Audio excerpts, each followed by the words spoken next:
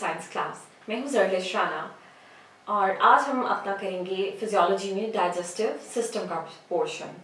Video को start करने से पहले प्लीज़ इसको चैनल को सब्सक्राइब कर लीजिए और बेल आइकन को भी हिट कर दीजिए ताकि मज़ीद आने वाली वीडियोस की नोटिफिकेशंस आपको मिलते रहें। अब हम करते हैं अपना digestive system start. Digestive system क्या होता है? एक ऐसा निज़ाम जिसके ज़रिए हम अपनी खुराक हजम करते हैं, उसको कहते हैं जी डाइजेस्टिव सिस्टम। अब हम इसमें देखेंगे कि किस तरह कौन कौन से इसमें हमारी बॉडी के पार्ट्स इन्वॉल्व होंगे, ऑर्गन्स इन्वॉल्व होंगे, कौन सा वो प्रोसेस होगा जिसके थ्रू जो हम खुराक खाते हैं वो कौन सी जो जिस फॉर्म में भी खाते हैं, अगर सॉलिड में खाते हैं, लिक्विड में लेते हैं, इनटेक करते हैं, उसमें जो हमारी जो हमें एब्जॉर्प्शन होती है, जो हमारे फ़ायदे की खुराक होती है वो हज़म हो जाती है, बाकी खारिज हो जाती है। ये आज हम सारा इस डाइजेस्टिव सिस्टम के थ्रू देखेंगे। डाइजेस्टिव सिस्टम को जी अगर हमने स्टार्ट करना हो तो हम कहते हैं कि जी ये इस तरह स्टार्ट होता है कि ये एक एलिमेंट्री कैनाल होती है जो हमारी माउथ से लेकर एनस तक चल रही होती है, जैसे कि आपकी डायग्राम स्क्रीन पर भी आ रही होगी। ये एक एलिमेंट्री कैनाल है, ये जो थ्रू आउट जो है बॉडी में माउथ से एनस तक रन करती है। इसके डिफरेंट पार्ट्स होते हैं। इसका सबसे पहला पार्ट होता है जी ओरल कैविटी। ओरल कैविटी के बाद आ जाता है फेरिंक्स आ जाता है, फिर एसोफेगस आ जाता है और उसके बाद स्टमक आ जाता है, स्मॉल इंटेस्टाइन आ जाता है, फिर लार्ज इंटेस्टाइन आ जाता है। लार्ज इंटेस्टाइन में रेक्टम के थ्रू जो भी हमने अनवांटेड वेस्ट मटेरियल्स हैं वो बॉडी से एक्सक्रीट हो जाते हैं। तो इस तरह जी ये हमारा एक मेन जिसको हम कहते हैं कि एलिमेंट्री कैनाल का ये एक ओवरऑल आप अगर इसकी ब्रीफ फिजियोलॉजी कहते हैं तो वो ये है। अब हम डिटेल से देखते हैं कि जी हमारा कैसे प्रोसेस स्टार्ट होता है कि जब हम फूड इनटेक करते हैं। जब आपने फूड को इनटेक किया है तो जी सबसे पहला जो हमारा एलिमेंट्री कैनाल का पार्ट आता है दैट इज एसोफेगस। एसोफेगस ने जो फंक्शंस परफॉर्म करने होते हैं ना, ओरल कैविटी ने जो फंक्शंस परफॉर्म करने होते हैं उसमें सबसे पहले आता है कि ये फूड की डिटेक्शन करता है कि जो आपने फूड ली है उसका क्या टेस्ट है, कैसा टेस्ट है, क्या वो ठीक है, क्या वो नहीं ठीक है, कहीं गोश्त को खाया है वो कच्चा तो नहीं है, ज़्यादा गला हुआ तो नहीं है, या खाना तो है वो बासी तो नहीं है, कोई स्मेली तो नहीं है। ये जो सारे हमारे टेस्ट बर्ड्स जो हैं हमारी फूड को डिटेक्ट करते हैं, आइडेंटिफाई करते हैं। जो फूड जो है हमारे जो बर्ड्स हैं वो ओके कर देते हैं, फूड की सिलेक्शन हो जाती है। फर्दर उसके बाद प्रोसेस स्टार्ट होता है। हमारी जो फूड है वो फर्दर जो है उसकी स्वॉलिंग होनी शुरू हो जाती है, उसकी आप कहते हैं ग्राइंडिंग होनी शुरू होती है। फिर उसके बाद क्या होता है, यहाँ पे ग्राइंडिंग होना शुरू होगी।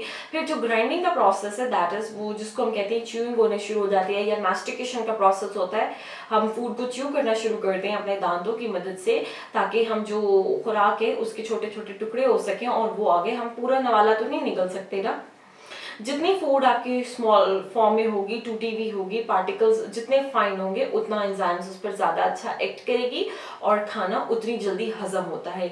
जब हम यहाँ पे खाना जब ग्राइंडिंग का प्रोसेस हो रहा होता है तो ओरल कैविटी के अंदर ही स्लाइवा की सिक्रीशन भी स्टार्ट हो जाती है, जो हमारी फूड को लुब्रिकेंट एज एन लुब्रिकेंट जो है वो रोल प्ले करती है और वो मॉइस्चर प्रोवाइड करती है। इसकी वजह से जो भी आपका अगर लेट्स सपोज कोई सॉलिड आप खा रहे हैं तो उसमें लुब्रिकेशन आएगा, मॉइस्चर आएगा, तो वो एक बोलस बनेगा जिसकी आगे हमारी ओरल कैविटी से मूवमेंट जो है एसोफेगस में वो आसान हो जाएगी। तो जी जब ये हमारी अब इसके साथ अब इसके बाद क्या होगा, हमारा जो नेक्स्ट स्टेप होगा वो हमारी फूड का जब ये बोलस बन गया है तो अब इसने क्या करना है, एसोफेगस में मूव करना है। ये आप जैसे कि स्क्रीन्स पर देख भी सकते हैं कि अब हमारी स्वेलिंग के बाद जो बोलस जो है वो जो अंदर पुश हो गया है, bolus is push to the back of the mouth. जुबान के जरिए ये पीछे को मूव कर जाता है और जो सॉफ्ट पैलेट है वो भी ऊपर की तरफ को मूव करती है और पीछे आगे की तरफ को मूव करती है और ऊपर की तरफ और पीछे की तरफ को मूव करती है। इससे क्या होता है, जो हमारी नेजल कैविटी होती है, जो हमारी सांस की नाली होती है वो बंद हो जाती है, ताकि हम जब भी कोई खाना लेते हैं ना तो ये होता है कि इससे जो वाइंड पाइप होता है, ट्रैकिया जिसको कहते हैं, वो बंद हो जाता है, ग्लॉटस उसके ऊपर कवर आ जाता है ताकि खाना हमारे सांस की जो पाइप है उसके अंदर ना जाए और जो वो सीधा जो है वो हमारा जो आगे एसोफेगस से जो है वो फेरेंक्स में जाता है ताकि वो मैदे में जाए। अब यहाँ पे हम ये देखेंगे कि जो फेरेंक्स और एसोफेगस है ना, इसने कोई भी डाइजेशन का प्रोसेस नहीं करना, इन्होंने सिर्फ एक ये करना है कि एक रास्ता प्रोवाइड करना है कि जिसके जरिए से हमारा खाना जो है मैदे में जाता है। अब जी जो इसके बाद जो हमारा अगला काम होगा एसोफेगस का, वो यह होगा कि ये खाना जो है हमारे स्टमक में एंटर हो जाता है, या जैसे कि डायग्राम में देख रहे होंगे कि ये एलिमेंट्री कैनाल का एक डायलेटेड सा पार्ट है। अगर हम इसकी डिस्क्रिप्शन भी देना कि स्टमक क्या होता है तो हम कहेंगे कि डायलेटेड पार्ट होता है एलिमेंट्री कैनाल का, जिसकी जो है जे फॉर्म है। और इसका ये है कि ये जो एब्डोमेन है इसकी लेफ्ट साइड पर है, लेफ्ट साइड पर ये प्रेजेंट है जस्ट बीनीथ द डायाफ्राम। आप देख सकते हैं कि स्टमक के दो मेन पार्ट्स होते हैं, एक तो जी कार्डियक पोर्शन नजर आ रहा होगा और ऊपर कार्डियक पोर्शन ऊपर है, और ये जो इसके नीचे कार्डियक पोर्शन के नीचे बिल्कुल पाइलोरिक पोर्शन है। ये जो कार्डियक पोर्शन है ये जो एसोफेगस से इसकी तरफ एंट्री होगी, यहाँ पे इसको जो गेट है, दरवाजा है जिसके जरिए खुराक ने दाखिल होना है, इसको कार्डियक स्फिंक्टर कहते हैं। और ये आप नीचे देख सकते हैं कि जो पाइलोरिक वाला पोर्शन है हम इसको बॉडी ऑफ स्टमक भी कहते हैं।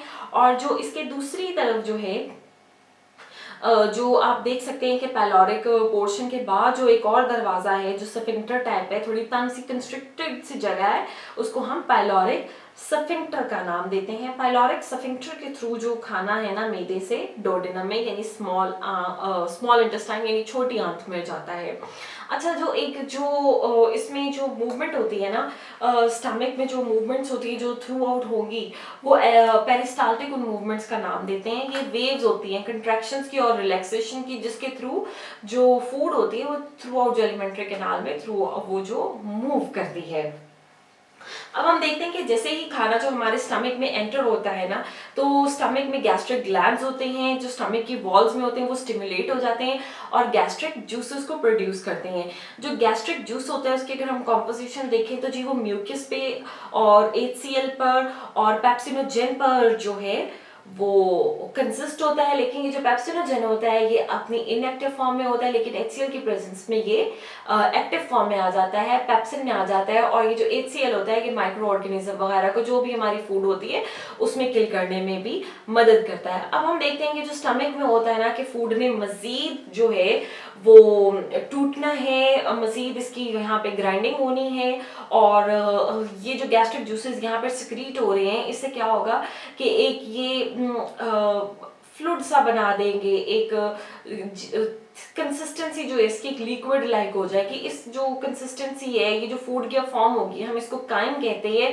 और जो इसके स्टमक के अंदर जो है ना जो गैस्ट्रिक जूसेस हैं, जो पेरिस्टाल्टिक मूवमेंट्स हो रही हैं, उसकी वजह से अच्छे तरीके से मूवमेंट हो रही होगी। अब यहाँ से जो काइम बन जाता है ना, इस काइम में हमारे जो पाइलोरिक स्फिंक्टर है, इसने यहाँ से जो है स्मॉल इंटेस्टाइन में जाना है। स्मॉल इंटेस्टाइन से आप देख सकते हैं अब जी food is now food is ready to move into small intestine. Small intestine के 3 मेन पार्ट्स होते हैं, जिसमें डोडेनम सबसे पहले आएगा, फिर जेजुनम आएगा और आखिर पे इलायम आएगा।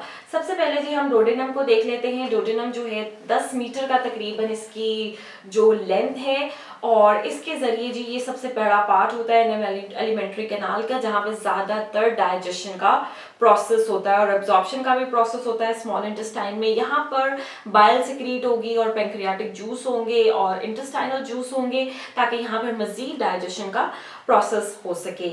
अच्छा जी, अब डोडेनम के बाद क्या होता है जी, जेजुनम आती है, जिसकी तकरीबन जो लंबाई है वो 2.4 मीटर होती है।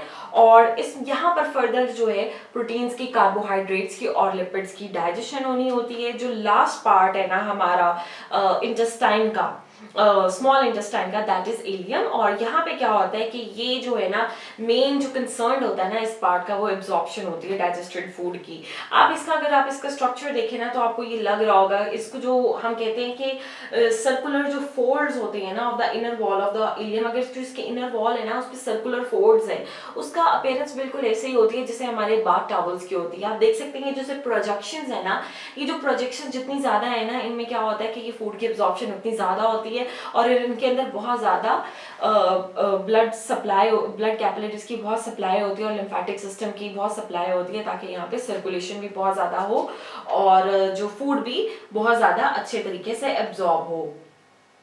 और जो ये जब लिम्फेटिक सिस्टम का जो ये वेजल्स ऑफ लिम्फेटिक सिस्टम है ना, इनको हम लैक्टेल कहते हैं। और जो भी डाइजेस्टेड मॉलिक्यूल्स वगैरह होते हैं ना, वो यहाँ से क्या होता है कि ये एब्जॉर्ब हो जाते हैं। ये जो भी डाइजेस्टेड मॉलिक्यूल्स होते हैं, फॉर एग्जांपल कुछ शुगर्स हो गए, अमाइनो एसिड्स हो गए, वो इंटेस्टाइन से जो एब्जॉर्ब हो जाते हैं, ब्लड कैपिलरीज उनको एब्जॉर्ब कर लेती हैं जो भी विलाई में प्रेजेंट होते हैं। और फिर ये जो ब्लड कैरी है ना, ये स्मॉल इंटेस्टाइन से इनको वाया हेपेटिक पोर्टल वेन में जो ले जाता है। यहाँ से जी हमारा जो खून है वो जिगर में जाता है, वहाँ से जो टॉक्सिन्स वगैरह होते हैं वो रिमूव हो जाते हैं। और जो भी क्या कहते हैं कि जो हमारी फूड मॉलिक्यूल्स होती है, जो भी फिर चीज़ें होती हैं वो यहाँ से एब्जॉर्ब वगैरह होनी स्टार्ट हो जाती हैं। और जो ये लैक्टील्स है ना, इनको जो मेन लिम्फेटिक डक्ट तक भी लेकर जाते हैं, जहाँ से मैंने आपको बताया कि ये ब्लड स्ट्रीम में एंटर होते हैं। इसके बाद जो अब हमारा एब्जॉर्प्शन का प्रोसेस ख़त्म हो चुका है, जो लार्ज इंटेस्टाइन का काम होता है, वहाँ पर सारी अब अनडाइजेस्टेड जो होती है, अनडाइजेस्टेड फूड आएगी। और जो इसका जो मेन काम होता है वो एब्जॉर्प्शन ऑफ वाटर का होता है। इसमें जी जो भी अब हमारा, इसके भी 3 पार्ट्स होते हैं। जो लार्ज इंटेस्टाइन होता है, सबसे पहले सीकम आ जाता है, उसके बाद कोलोन आ जाता है और रेक्टम आ जाता है। आप देख सकते हैं कोलोन में क्या होता है, जितना वाटर एब्जॉर्ब होता है, water is absorb into the blood. जैसे ही ये जो पानी एब्जॉर्ब होता है, जो सॉलिड रिमेन रह जाता है ना, उसको वो फीसिस की फॉर्म में आ जाता है, फिर वो पास होता है और रेक्टम में टेम्परेरी वहाँ पर रहता है। फिर जब भी जैसे ही बोवल मूवमेंट्स वगैरह होती हैं, तो वो जो रेक्टम से जो भी सॉलिड मटेरियल होता है, फीसिस वगैरह, वो एक्सक्रीट हो जाते हैं। तो जी ये था हमारा डाइजेस्टिव सिस्टम का ब्रीफ ओवरव्यू। उम्मीद है आपको इस डाइजेस्टिव सिस्टम के कॉन्सेप्ट्स का पता चल गया होगा। अब नेक्स्ट पोर्शन में हम करेंगे अपना कोई सेंसरी ऑर्गन स्टार्ट करेंगे। आई थिंक हम ईयर को स्टार्ट करेंगे। तो टिल देन स्टे ट्यून्ड। अल्लाह हाफिज़।